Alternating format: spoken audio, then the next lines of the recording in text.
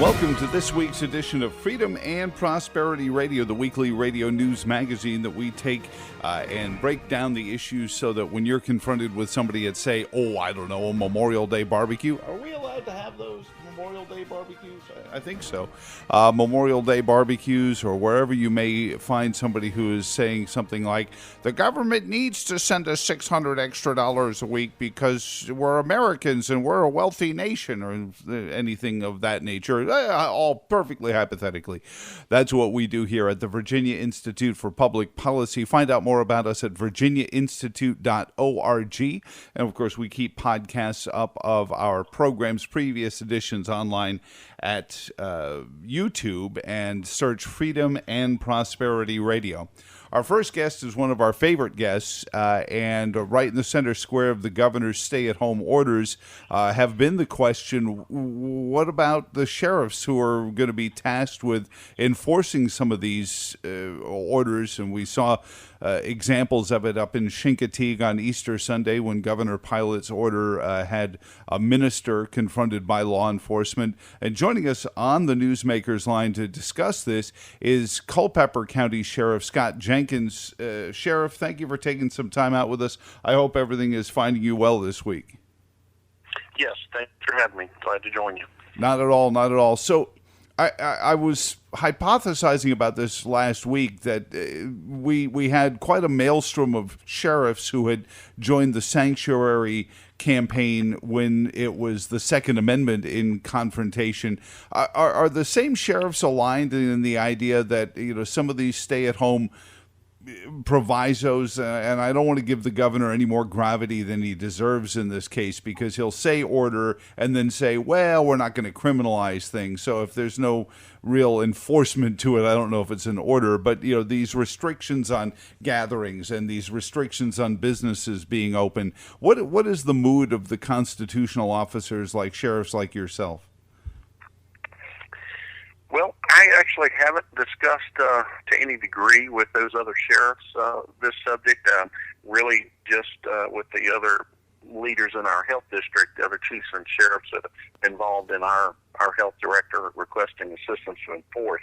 Those are the only real discussions I've had of any depth with anyone about this subject. So, yes, there were a group of us a small group, strongly supporting the Second Amendment and taking stances, but I haven't been in touch with any of those gentlemen here recently. Well, let's go into the health district and what is being discussed there regarding what is and isn't coming from Richmond, Sheriff Jenkins. And I know that you've come out strongly saying that some of the more unconstitutional restrictions on association and the practicing of faith, would be opposed by constitutional officers, or at least in your feeling they should be. Talk about that a little bit.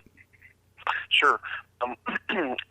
From the start, they had no public comments and didn't want to weigh in on anything decision-wise by the governor or even at the federal level in response to the pandemic. I feel it's really important that it doesn't matter party affiliation, and that stuff has to be, really stay to the side in things, situations like this.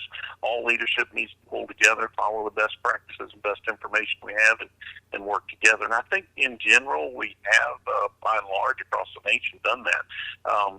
Here in Virginia, yes, we've got a governor that I certainly don't see eye to eye on Second Amendment and other things, but all along I've had no comment on his approach. It's an unprecedented time, an event that they were taking steps under the best advice they could get, and I think we didn't like the idea of shutting businesses and other things that are basic rights of Americans, freedom of movement and expression, religion and other things as far as church gatherings. But they did what they felt they needed to initially to flatten the curve, so to speak, and I think they were successful. And time has gone on now. Many people are pretty bothered by what's happening to the economy and their livelihood, and families are experiencing a lot of difficulty in many ways. So with that said, now you're seeing a lot more vocal opposition to the shutdowns, and understandably, but as law enforcement leaders, the question comes, well, what right do you have to determine, whether something is or isn't constitutional, or whether to follow a governor's order? And, I go back to that quick, simple argument that I gave in the Second Amendment. We had a Carolina sheriff decades ago who chose to enforce a clearly unconstitutional law in the Loving case, where a black female and a white male chose to get married. We all knew without hesitation that would be unconstitutional, but the sheriff chose to enforce it because it was a law.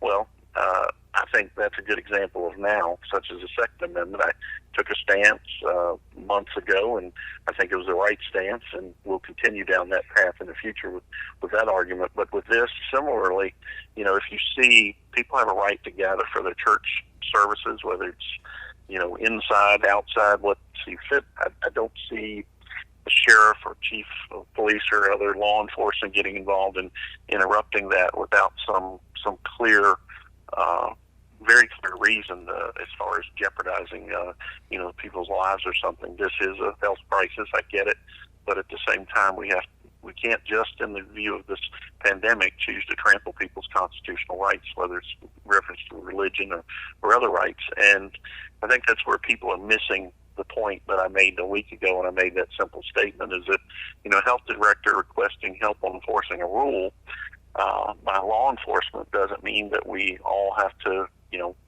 just blindly follow, the governor issued this order, therefore we must, as you see around the country, ticketing people and arresting people at various venues and things when it's deemed to be a violation of an order from a health director.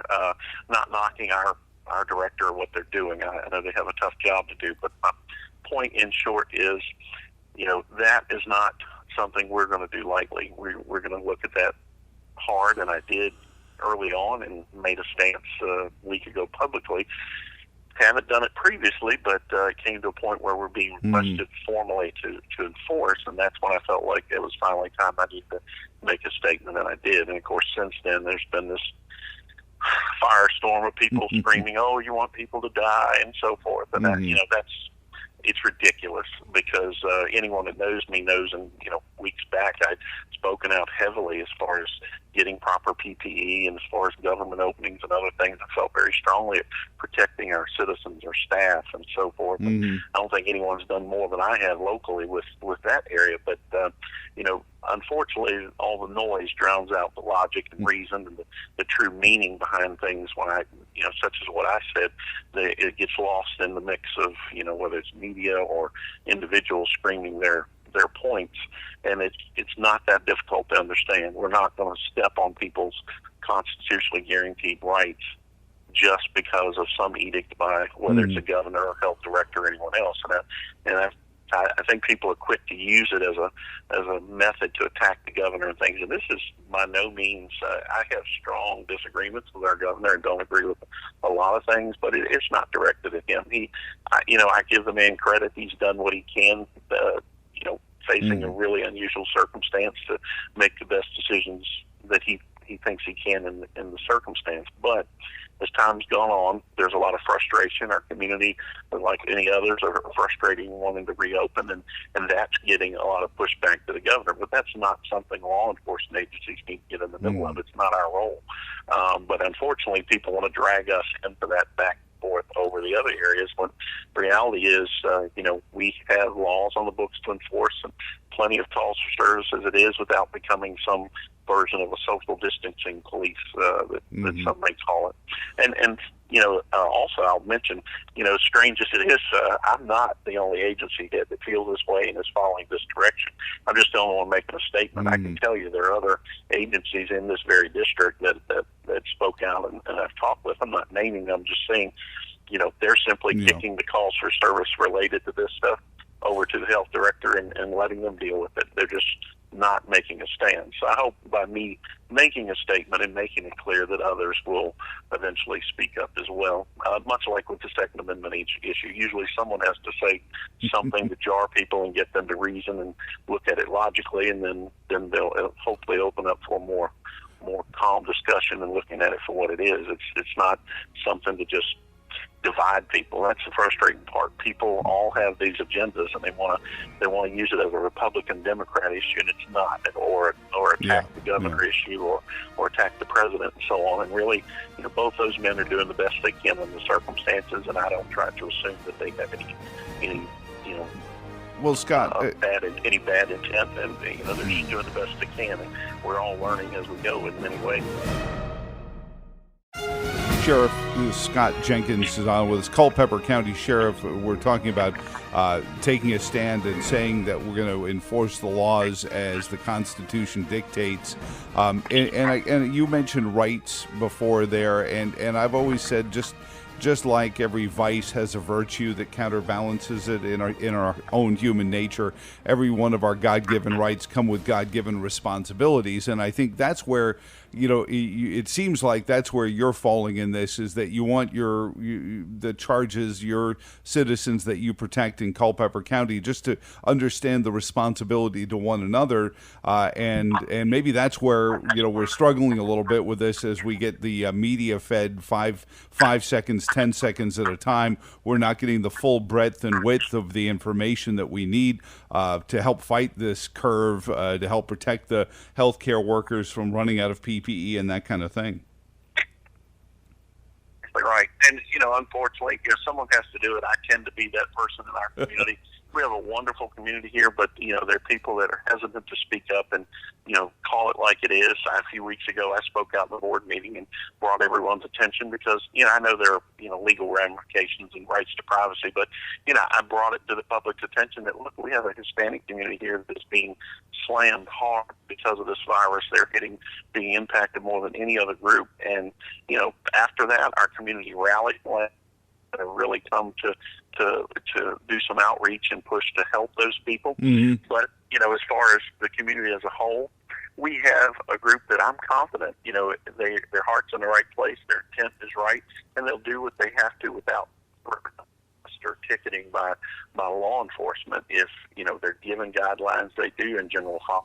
Unfortunately, we have, like many communities, the ones who want to stir up problems and make it partisan or, use it as an opportunity to attack a particular leader or person, for whatever agenda they have. And that's the unfortunate part, that we have to, many of us just need to speak up and say, knock it off, focus on the issue at hand. The pandemic is serious. It's important to do what we can and do it right and not let the agendas that people have. Like I said, at the state level, it's, everyone, it's not the time, it's not the same as the Second Amendment issue and other things. It is a constitutional issue when it comes to that enforcement on, but by and large, this is completely different. It's not an opportunity to use it to just attack Richmond or attack this or that. Let's try to work together. And if it gets to the point that someone is using it for that advantage, which often happens, then call them out. Yeah. But I see a community that, the board of supervisors, all our town, county governments, they've been huge supportive of the first responders, our hospital and medical staff. I think our communities work very well through this whole time period, and will continue to. Some of us just need to step up and call people out when they start to try to create division and use things for opportunity such as this. Well, and Sheriff, it's really not that difficult to understand. It's a simple issue. We're not going to go stop people from having church services and arrest people who are doing things that are guaranteed by the Constitution. It's not difficult to understand. Mm-hmm. Well, and Sheriff, I think part and parcel of it is when we start to see hospital systems like Inova and UVA Health furloughing and laying off workers because they're too quiet there. We've seen it, so we start to get the public impression that things are calming down. But that said, I've taken some pushback myself because I've taken to wearing bandanas just to kind of protect other people. I've traveled to some of the hot spots, New Jersey, the New York metropolitan area. So I just want to let people know that I'm thinking about them and not trying to be contagious with a disease right now that we're still fairly sure that half the people, at least, that have it don't even know they have it and are transmitting it. So you got to do the right things for one another. What about the community at large? I know there was a lot of concern, especially with being told to stay home, being told that your businesses were non-essential. Talk about the ramifications in terms of just the social fabric of your community. We were worried that there'd be an uptick in domestic issues and other issues that could come of this. Have you seen any of that, Sheriff Jenkins, in your community? We certainly have seen, like most law enforcement across the country, because of the lockdown, we've seen increases in the areas you would expect, and that is domestic violence as well as, attempted suicide and suicides themselves, things of that nature that deal with, many factors involved in that, from the social norms and the issues they face in general in certain communities. But this forced lockdown and restrictions and businesses being closed, jobs being lost, and income reduced, the stressors all push forward and end up as an end result, causing those other things that law enforcement have to deal with, and it's a result of it. Well, and you're such an eloquent communicator, and I hope that the Culpeper media, make sure that your message gets out there. But I feel like that's where you mentioned the media earlier on. Where we may be failing our communities a little bit by not giving the full breadth and width of what we're. But as the media goes, we need to do a better job of making sure people know the full breadth of this story, not just the soundbite that's going to help us get the quick click through or a big turnaround for our editor, because there's more to the story than just a 5-second soundbite, and I think that's where folks like yourself wind up in the midst of misunderstandings, and I hope that people understand that there's a lot more going on here than just 5 seconds of the governor saying, "I'm ordering everyone to stay home," because these press conferences go on for an hour and more sometimes. 5 second and make a generalized judgment on that leadership decision of the various department heads and people that play important roles without knowing all of the factors they have to weigh in. I look at, prison officials and others that are, they've been looking at parole and release of inmates and things like that. Granted, we don't want violent felons released from prison early and so on. But then there are other factors that people look at. They have to consider with people who are close to being released, a month left on their sentence and things, and some jails and others have been doing things such as that are called into question. But you don't know what that administrator is dealing with because of privacy issues and security issues. You don't know what that inmate population might be dealing with as far as infection or staff infections and ratios of inmate to guards and so forth as far as what their staff is, because people don't stop to think, the state police or federal law enforcement, there's no one coming to backfill those squads when they go down and you have an entire squad quarantined and maybe half a dozen, whatever, off of one shift sick. There's, who's coming to secure that facility and work those shifts when you get enough employees sick? I mean, is it really worth the fact of one inmate who's got another 2 weeks to serve on a sentence infecting 100 people in the population and unknown staff members when you can put a person on electronic monitoring or do some other, release mechanism that some judges, I know in our locality and others have tried. You can't fault these judges and prosecutors and others who are making these decisions based on the best interest of everyone at the time. They have enormous responsibility, and I think it's time people stop and realize, they like to watch a television show on police or a hospital or something, and suddenly I guess, there's easy to look and think they know all when it comes to police, medical, whatever else, when in fact they need to step back and realize, 5-second sound bites don't cut it as far as knowing all the factors and why decisions are made. So I just hope people, take a breath and, have an open mind and realize, everyone's doing the best they can, and they don't have bad intent. They're trying to make their best decisions, and we need to give them a little bit more benefit of the doubt. Yeah, well, and certainly I would also put that on folks who hold positions like yourself. I think I was talking to somebody, an office seeker the other day, and he actually said the most stunning thing I've ever heard anyone say. He said, "I'm not really sure I have any information on that," because usually these office holders, they always want to act like they have all the information on things, and maybe it's because we reward them for it. But if the governor said, "Hey, this is what we don't know about this far outweighs what we do," I don't think that's an unfair thing for an elected official to say in a situation like this. And I think it redoubles the fact, as long as we know that there are people that are looking for the answer, and the researchers and the scientists, we can band together if given the opportunity to. Exactly right. I can't tell you how many times just in recent weeks related to this with our office. It's new territory. So, many times I've said, well, I don't know, but this is what we're going to do. And, you move forward. That's what what leaders are for. And, we're not always going to have the right answer. We're going to try to get the best information, surround ourselves with the best educated people on the subject, and do the best we can. And that's what everyone's doing. And I just wish more people would take a moment to realize it is just that. There is no magical cure or easy solution to any of it. And, we just need to continue to pull together as a nation.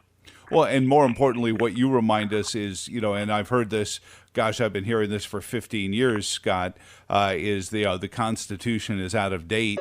And it's, a 200-year-old document and so on and so forth. And now especially the opportunity comes about to, the Constitution can't deal with COVID-19. I think it can. And I think if we're just given the opportunity, we could show, how we the people right there at the top of the title to the country can handle this. And I appreciate you reminding us of how that works. And I hope, has Culpeper and your jurisdiction done pretty well with it? How have the cases been there?